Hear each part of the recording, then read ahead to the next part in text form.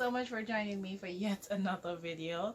I have an absolute treat for you as we continue to explore budget travel and all the wonders of it. So I'm not sure if you're someone who is packing your bags, heading to Cuba, or you're contemplating going to Cuba, or you're just curious about should I travel to Cuba. Well, I have 5 things that you need to know before you finish packing those bags, and I'm sure that by the end of this video you will be all set. Even if Cuba wasn't on your list, it will be on your list. Okay, but first thing, why Cuba? Cuba is amazing. Cuba is rich with history. Cuba is rich with culture, and there is so much to see. There's so much to learn, and I'm sure there won't be any room for a dull moment in Cuba. I went to Cuba in January of this year, so I just got back a couple weeks ago. I went for my birthday and it was the best decision I ever made. There was just so much that I enjoyed about Cuba. The people are friendly. I completely enjoyed the fact that not everyone was down in their phones 24/7. Persons were out playing, having fun, just relaxing with their family. And it's that old world charm, I think, that sells Cuba for me. So let's get to why you actually clicked on this link. The 5 things you need to know. Now, number 5, I think, is a no-brainer. Learn a little Spanish, at least survival Spanish. I think any foreign country that you're going to, it's important to learn at least the basics of their language. It is something that sits well with the local, and for Cuba, not a lot of people speak English, so it's going to help you greatly if you go ahead and learn at least a survival, like where is the bathroom, where is a cheap restaurant. Those kind of stuff is going to actually help you, and it is going to go ahead and enhance you as well as an individual. I mean, you're learning a second language, so that's number 5. Learn at least survival Spanish. Now, number 4 may come as a shock to you, or maybe you guys already know this, but Wi-Fi isn't Wi-Fi that you're used to. The Wi-Fi in Cuba is a bit different from the Wi-Fi elsewhere. First things first is you're going to need to purchase what's called a Wi-Fi card. Now, the Wi-Fi card picks up at certain location, while at the hotels they may have a different Wi-Fi card system. You can get anywhere from as low as an hour upwards. I think it goes up to like 30 days. It depends on how long you're planning to stay there. Now, this tip comes in very handy if you're someone who wants to go ahead and be vlogging your trip, going ahead and posting it on social media. You're going to need a Wi-Fi card. The 1 hour card I know costs $1 Cuban, and you can get it at the airport. There are little shops that sell them as well.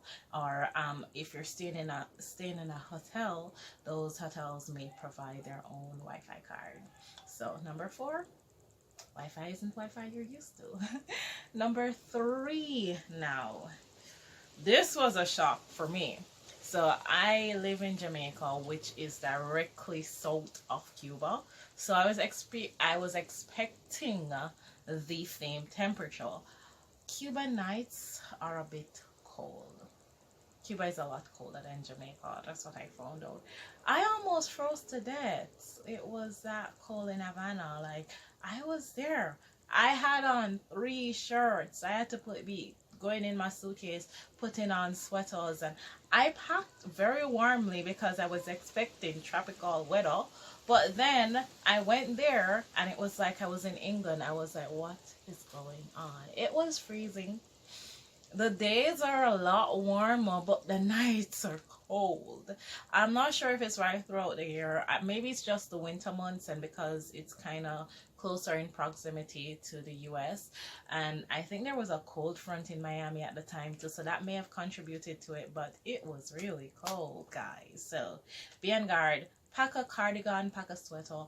just in case. But just know it's not as warm as you think it is, particularly in Havana. Number two. Now, number two. You will need what's called a tourist card.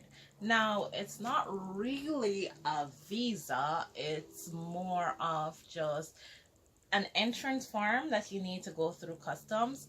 Now, cost. This varies, and I think it varies, not sure, but I think it varies on the airline you're going with. So I went with Copa Airlines, and I know someone that went with Intercaribbean, and I found that Intercaribbean was charging 40 US, $40, and Copa, it was $25. So I budgeted for 40, paid 25. So I was really happy because, you know, always looking for that deal. There's also the option to buy it at the embassy in your country, the Cuban embassy in your country. I think it's a bit cheaper, about $20 from the embassy. I've seen tourist cards cost as much as $60.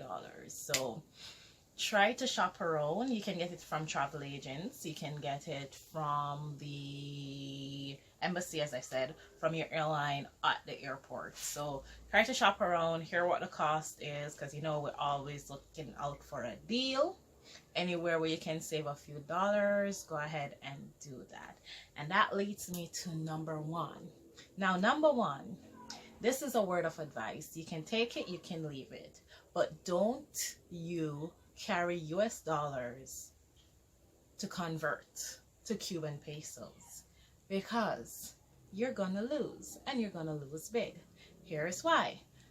There's a 3% conversion fee for foreign currency, and there is a 10% penalty for US dollars.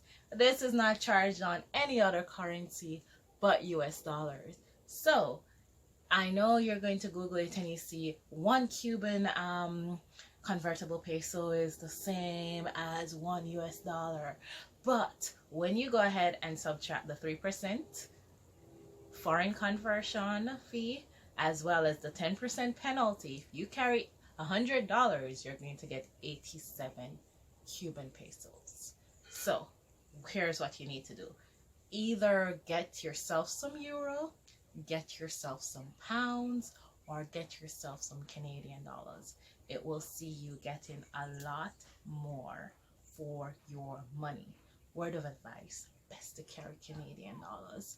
Yeah, but if you want to go ahead and try your luck with the USD, go ahead and do so. But yeah, it's up to you.